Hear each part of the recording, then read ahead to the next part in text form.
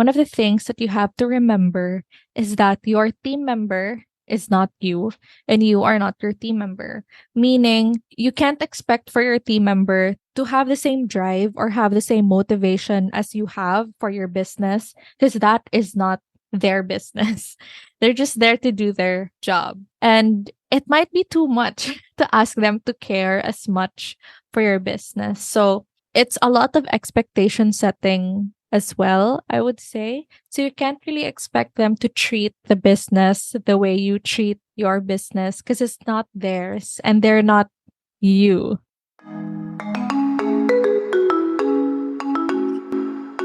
Welcome to Spill the Creativity Podcast, the podcast where we will be having conversations with other creatives that will inspire us, keep us encouraged, and push us to reach our own goals. This is the place where we will be acknowledging the hard truths because while this path is fulfilling, the truth is there's no easy way to do things. It all takes hard work. We are going to be talking about the good and the bad about choosing a creative career. If you're looking for a cup of stimulation for creatives, a warm cup of tea in this otherwise bittersweet pursuit, then you're in the right place. So let's get that cup of tea and get on with the conversation.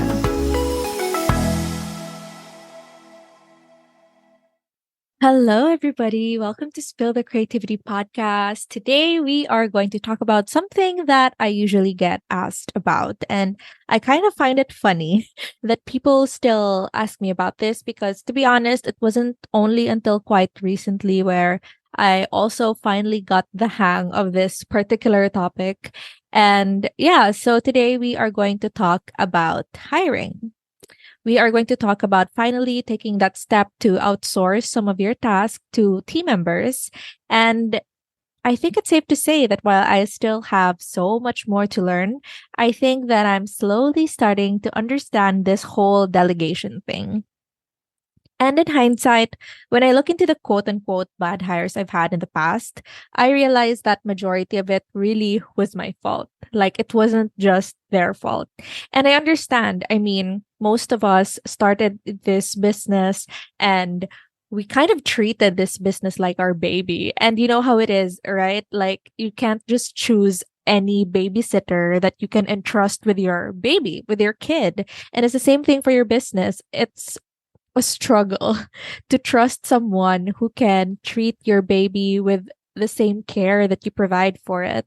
But eventually, if you want to grow, if you want to cater to more clients, or if there are some pivots that you want to do in your business, for sure you can't do things alone, unless, of course, if that is the business model that you're going for. But yeah, if you are planning to grow, if you plan to expand any part of your business, then at some point you're going to have to delegate some of the stuff that you're doing. We could only do so much. We only have two hands, we only have 2 feet, we have one brain. And imagine if that's multiplied by 10. So, like, so much more can be done if you finally delegate some of your stuff, right? And all that being said, in today's episode, I will share 5 things that I've learned on how I went from having hiring nightmares to finally working with a dream team. Okay, so the first one is if you are swamped with work, like if you have so much stuff to do, if you are drowning in work, hiring a new team member is not the answer. Having a solid system is. So, what I mean by this is when you are in that particular stage of your business where you are doing so many things, where you could barely breathe, it's kind of like a struggle for you to have a break, or you're just really swamped with work. That is not the best time to hire a new team member because you have to keep in mind that when you hire a team member, there is sort of like an adjustment period. And the length of that adjustment period usually depends on you as the business owner and the people that you hire.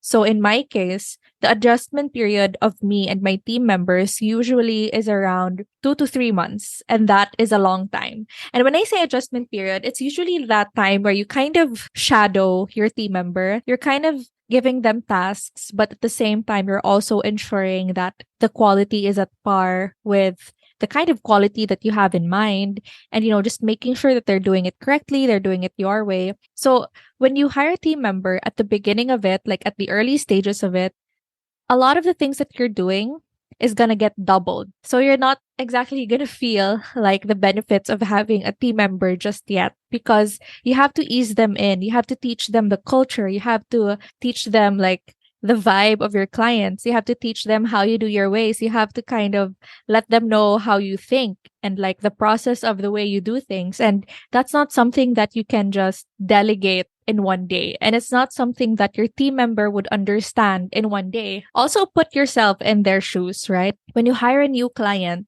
most of the time we ask for a 3-month minimum, because usually it takes us 3 months to like really get the hang of what the client wants or needs from us. So yeah, just think about it that way, that when you are swamped with work, the answer is not like hiring a team member immediately. So instead of hiring a new team member, what I would suggest that you do, and this is just for me, this is what worked for me, is you reflect on your current workload. And second is you reflect on your current system. When I was starting out and I tried to hire a VA, I did not know about this. So I thought that the moment I hire her, I would immediately unload a bunch of the things that I do. But that wasn't the case. When I onboarded her, I ended up doing triple the work because I had to onboard her. I had to let her be familiarized with my clients, with the way I do work. And I had to check every single thing that she was doing just to make sure that everything was going smoothly, or it was the way I wanted her to do it. And it was very frustrating for me because why doesn't she get it right? But then you have to remind yourself that your team member is not you. And that's something that happened to me. Like, so I hired this VA, right? And then I was so frustrated that instead of giving me more free time, it just robbed me off of more time. And eventually I had to let her go because I was thinking, like, you know what? It's not worth it. I'm spending more money and I'm doing more work. But then I didn't realize that it's not going to be as smooth as you want it to be. And so, what you can do instead is to look at your systems and look at your current workload. So, why are you swamped in the first place? That's when you can really assess your current systems or your current processes. And as much as possible, you want to streamline that. You want to make it as seamless as possible in that stage in your business where there is only just one member, and that is you. So when you're still a solopreneur, I encourage you to invest on sitting down with your process, sitting down with your SOPs, and like try to streamline everything, because that is really going to help when you start onboarding a team member. Because when you onboard a team member, you can just show her or him the current system that you have. And it's kind of easy for them to follow the flow of the current system. And yeah, so that's kind of like what happened to me. So I hired VAs. It didn't work out. I had to let them go. And then I felt so bad because I just ended up doing more work and there was more expenses. But then that was the time when I learned ClickUp. So ClickUp is this project management tool that really helped me get my shit together. So if ClickUp is not your thing, maybe you're more familiar with Notion or Asana or Trello, then whatever floats your boat, then go with that particular tool. But for me, ClickUp was really a game changer because at that early stage, ClickUp ended up being my VA of some sort. So I really sat down and I really tried to understand the project management tool, and I tried to automate as many things as I can. And then when I started to realize that I wanted to accept more clients and do more work, that was when I hired my first editor, who I'm still working with right now. When she onboarded, it wasn't perfect, of course. She was my first like legitimate hire, but it wasn't as chaotic as how I hired my first 2, 3 VAs. Like there was a system, there was a workflow, and I finally kind of understood that she is not me, I am not her, and therefore I have to be more patient. So yeah, that's the first tip. Now, the second one is when you are finally ready to hire, or let's just say you finally sat down with yourself, you figured out the current workload, you streamlined your processes, you've finally gotten your SOPs together and all that stuff. And now you're ready to onboard a VA or an editor or any team member for that matter. Here is tip number two. Tip number two is to get to know your team members. This is very important for me because I realized that the vibe of a person, their attitude, their character is something that I really look at, or it's something that really matters to me because as much as possible, I want to have a very light feeling when I work with these people. And when you're kind of like not aligned, if the vibe does not seem to align, it's kind of difficult to have that kind of working relationship, I would say. So my tip number two would be to really get to know your members. And how that looked like for me was, so before, the way I would hire is I would just ask for a copy of their portfolio, a copy of their CV. I check out their work, I check out their experience. And if I think that they are experienced enough or that, like they have the skills that I'm looking for, then I onboard them based on their skills. But then I realized that having a team member is so much more than just having somebody who is skilled. It's about somebody who is, my number one really is proactive. And then the second one is to have like a good attitude and those kinds of things that you cannot really find in a resume, things that you cannot really find in the portfolio. So how I did that is I sent out a questionnaire, like fun questions. I remembered like putting there, which one do you prefer, coffee or milk tea, or are you a dessert or a junk food person? Are you a cat or a dog person? And the reason why I'm asking those questions is I want to kind of know them, know their personality outside of their skills. And I also really take the time to hop on a call with them because sometimes the things that you answer in a form translate very differently when you talk to somebody through a video call. So for me, personality is such a big deal. I think it also really depends on your values and, the kind of culture that you want to build. So yeah, going back, like as I've mentioned earlier, like what I really want for the team is for everybody to be comfortable with each other. Like it won't feel like you're talking to a boss or you're talking to, a coworker that you don't really like. So as much as possible, I want to keep the lightness. So I want everybody to be as, like chill and calm and like very vibey. So tip number two is get to know your members and don't just look into their skills, but get to know their personality. So tip number three, and this is something that I talked about in tip number one. Tip number three is patience. And I know that that we need patience and it's so hard to do. It was so funny because I was doing an Instagram story in Instagram, obviously. And that was the time when I was putting together this episode and somebody messaged me and said that how do you become patient, or yeah, how do you exercise patience? And the context is that this person really wants to hire, but then what happens is when they delegate and this task is completed, they realize that it's not what they wanted. And even if they have relayed notes and have given pointers, the output is not the same as their output. And they just end up being frustrated.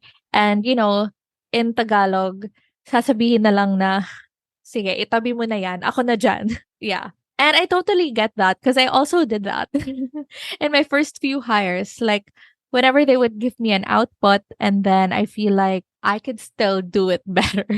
Instead of giving feedback, I would just tell them, you know what, this is fine. Just call it a day. I'll do the rest and we're all good. And then I just end up being frustrated and then it just doesn't end up working out. So I think this is something that we have to learn along the way. And to be honest, the patience that I have with my current team members is something that I also learned from my clients. There was this particular client that I have that I find it so difficult to understand what she wanted. But she was very patient to me in explaining to me how she wanted things. So whenever I have an output that she doesn't like, she doesn't say like, you know what, I'll just do it and then you just do whatever you want. She doesn't say that. what she does is she really gives me very specific pointers. And she would say something like, next time, I prefer that you do it this way or you write it this way. And she would give examples. And that was when I realized, like, yeah, this is the way you should communicate with your team members. You have to be patient to let them know what you want, what your client wants, and how they can also achieve that output when they're doing it themselves. So obviously, it took a while for me to get used to that.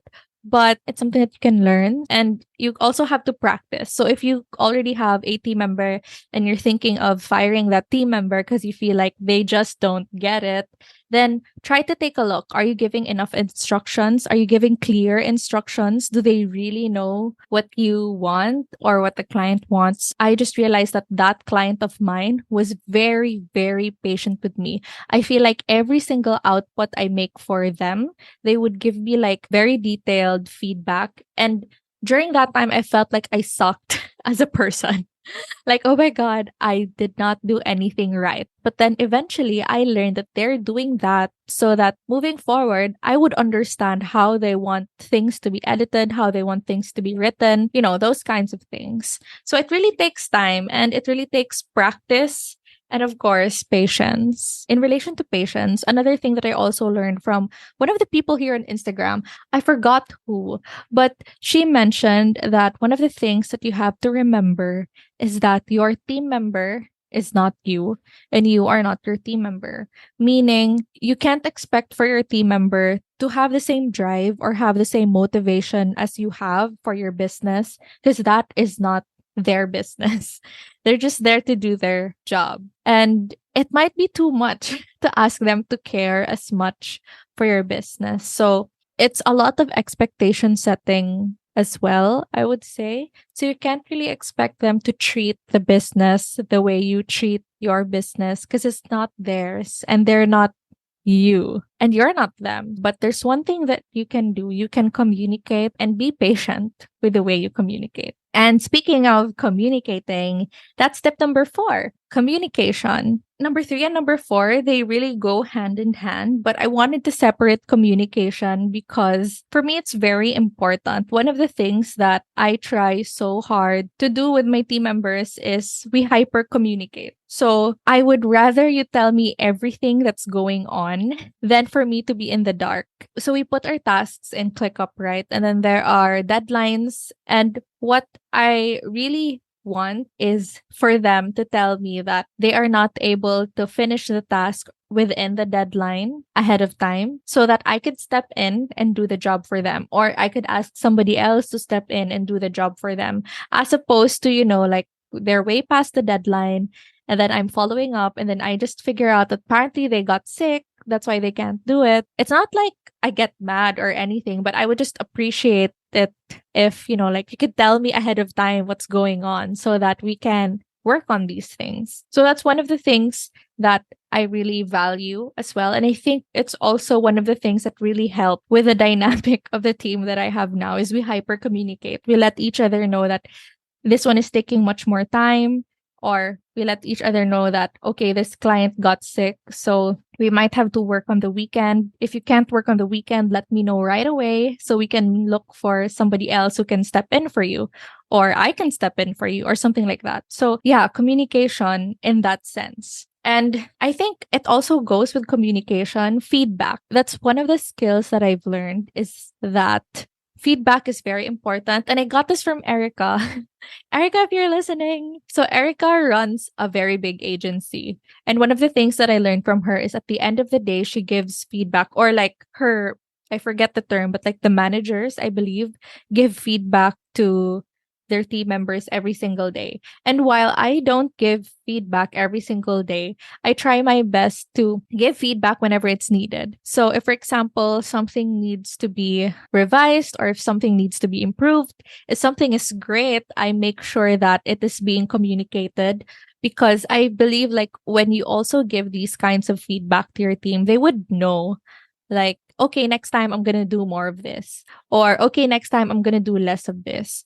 So it's really important for you to communicate those things as well. It's really hard, especially if you're not used to that kind of communication with other people.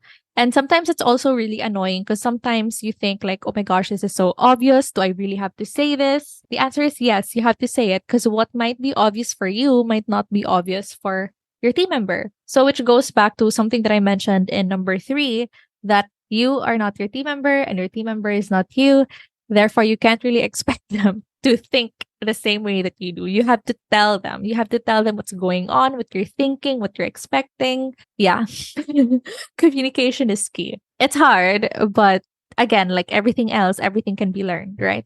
And of course, practice. Okay, now we're down to number 5. And I feel like this doesn't really encompass everything that you need to have like a dream team. These are like the 5 things that you can start doing if you plan on bringing in more people in your team.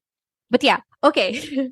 Number 5, and I think this is very important. I've been saying that for the last 4, but this is equally as important. Number 5 is being strict with boundaries, but be generous with trust.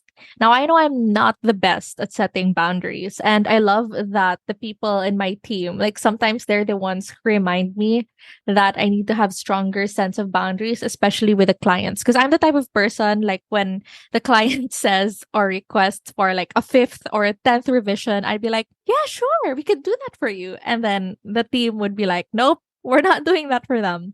So yeah, I love that they also have a strong sense of boundaries, which I end up learning from them. And I'd like to say that I'm a pretty chill, quote unquote, leader. But the thing that I'm super strict with, or the thing that I really set boundaries with, is deadlines, and that work is work. And the reason why that is very important for me is because everyone in my team originally were my friends.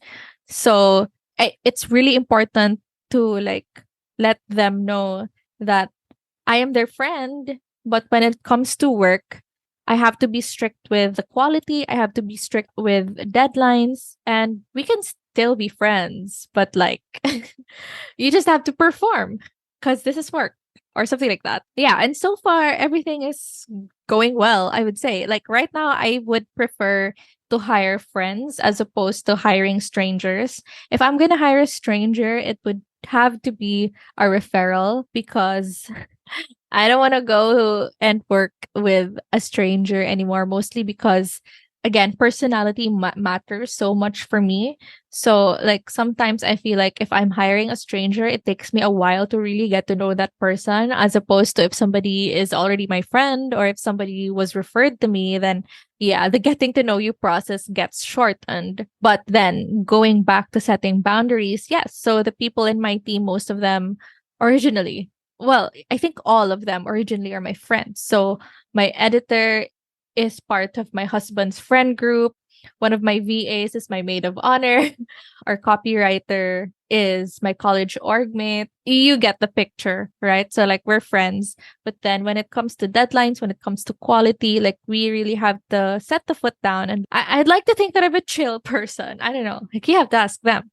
But like for me, that's just the importance. Like it's really important to set that. And I feel like for the longest time I've been struggling with that because as somebody who has worked in corporate, like one of the things that I really wanted for myself as a manager is I don't want to be a terrible manager. So I try so hard to be, like chummy and all that. But in my previous hires, I've also experienced where when you are too friendly, they tend to cross the line. And that's why right now I'm really trying so hard to set these boundaries. But while I set those boundaries, I also make sure that I'm generous with trusting them. And what I mean by that is I try so hard not to be a micromanager. I let them do their thing. I let them be the expert in that particular thing that they're doing. So yeah, I trust them. I trust their knowledge. I trust their skills that they can do what they're supposed to do. As long as it's an output that is at par with the quality that we're supposed to provide for our clients. And as long as everything is not overdue, then everything is fine. So yeah, so I think those are the 5 things that you can consider before you start hiring people in your team or when you start hiring people on your team. There's still so much more to learn. Like while I was posting something about this on Instagram, there was Coach Susie, who was also a guest on the podcast. She told me something about like a vampire. I forget, but she was saying some stuff about like knowing my stressors or like knowing which parts of the business you can further delegate or something. Because I remembered I was complaining that even if I have team members, I still feel so tired. But later on, I realized that the reason why I was so tired all the time is because of three things. Number one, even if I already have a team, I still find it so hard to let go of certain things because even if I trust the team to do what they need to do, there's still this part of me that feels very possessive about certain tasks. And that's something that I need to work on if I want to have more time and more headspace. And the second reason why I feel like I'm so tired all the time is I overcommit. So whenever I delegate a task to a team member, I end up looking for new tasks or looking for more responsibilities because sometimes I feel like I just don't deserve free time. And the third one, the reason why I'm so tired all the time is still about boundaries. I really, really need to work on my boundaries because sometimes like I I have the tendency to be like such a people pleaser. No, I am a people pleaser. And it's so hard to not be a people pleaser. I want everyone to like me. And because of that, I tend to over deliver. And in order for me to over deliver, I work more hours than I should and I don't sleep and then I get tired. And I always wonder, why the hell am I not getting enough sleep? And there you go. The reason why I don't get enough sleep is because I don't set boundaries. But yes, we are so far from the main topic, although I think this is still sort of related.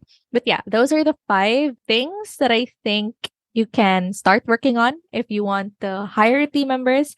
And I did say that this was a dream team. And yes, this is a dream team. I feel like we are getting into this groove and we know what each one is supposed to do and we know our place in our little ecosystem. So it took a while before we fell into this groove and it took several hiring nightmares before we ended up having this dream team. And while there's still so much more rooms to improve, did I say that correctly?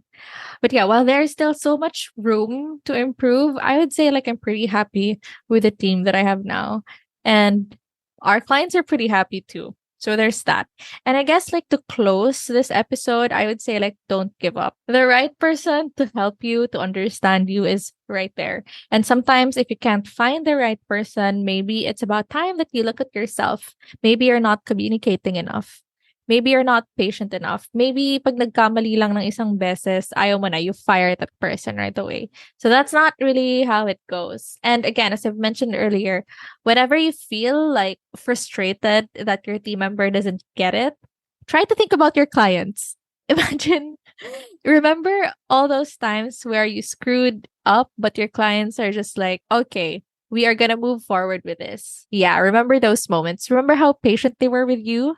Yeah, that's the kind of patience that you need to have for your team members.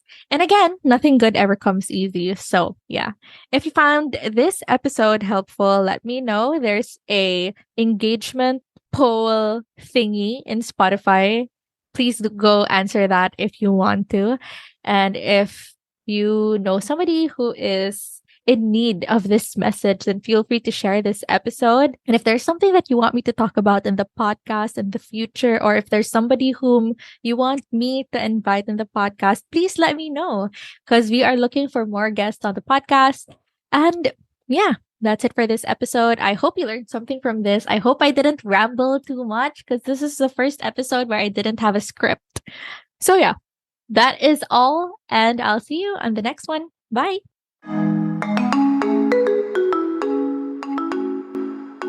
Thanks again for listening to Spill the Creativity podcast. If you like this episode, I would really appreciate it if you can give me a 5-star rating on Spotify and a 5-star review on Apple Podcast. Or you can also take a screenshot and tag me on Instagram at Spill the Creativity Podcast, and you can also try the special filters if you want. Thanks again for listening to this episode, and make sure to catch fresh drops every Thursday morning. Bye!